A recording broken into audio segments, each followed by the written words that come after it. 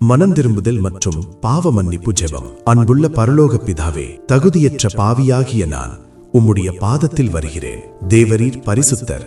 நான் உம்முடைய கட்டளைகளுக்கு விரோதமாகவும் உமது அன்பிற்கு புறம்பாகவும் செய்த எல்லா பாவங்களையும் மீறுதல்களையும் தாழ்மையுடன் அறிக்கை செய்கிறேன். என் அன்பு இயேசுவே, என் எண்ணத்தாலும் சொல்லாலும் செய்கையாலும் உமக்கு விரோதமாய் நான் செய்த தவறுகளை மன்னியும். இயேசு கிறிஸ்துவின் இரத்தம் சகல பாவங்களையும் நீக்கி நம்மை சுத்திகரிக்கும் என்ற உம்முடைய வாக்குத்தத்தத்தை நான் நம்புகிறேன். சிலுவையில் நீர் சிந்திய உம்முடைய பரிசுத்த இரத்தத்தினால் என் அக்கிரமங்களை கழுவி என்னை உறைந்த மழையைப் போல வெண்மையாக்கும். நீர் வெறுக்கிற காரியங்களை இனி நான் செய்யாதபடிக்கு எனக்கு புதிய இருதயத்தையும் புது பெலனையும் தாரும். உலக ஆசைகளுக்கும் பாவ சோதனைகளுக்கும் நான் விலகி நடக்க உம்முடைய பரிசுத்த ஆவியானவர் எனக்கு துணையாய் இருக்கட்டும்.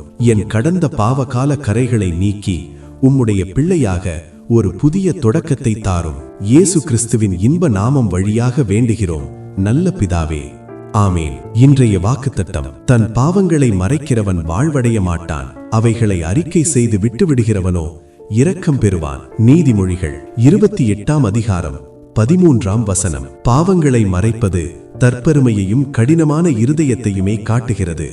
இது ஒருவரை தோல்விக்கே வழிநடத்தும். மாறாக தன் தவறை ஒப்புக்கொண்டு அதிலிருந்து விலகி நடப்பவரே இறைவனின் கருணைக்கு பாத்திரமாகிறார். ஏனெனில் தவறை அறிக்கை செய்வது மட்டும் போதாது, அந்த பாவத்தை முழுமையாக விட்டுவிடுவதே உண்மையான மனமாற்றம் ஆகும். கர்த்தர் உங்களை ஆசீர்வதிப்பாராக.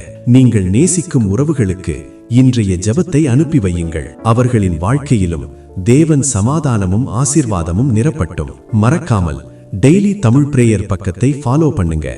ஒவ்வொரு நாளும் ஆசீர்வாதமான ஜெபங்களையும் பெற்றுக்கொள்ளுங்கள். கர்த்தர் உங்களை ஆசீர்வதிப்பாராக.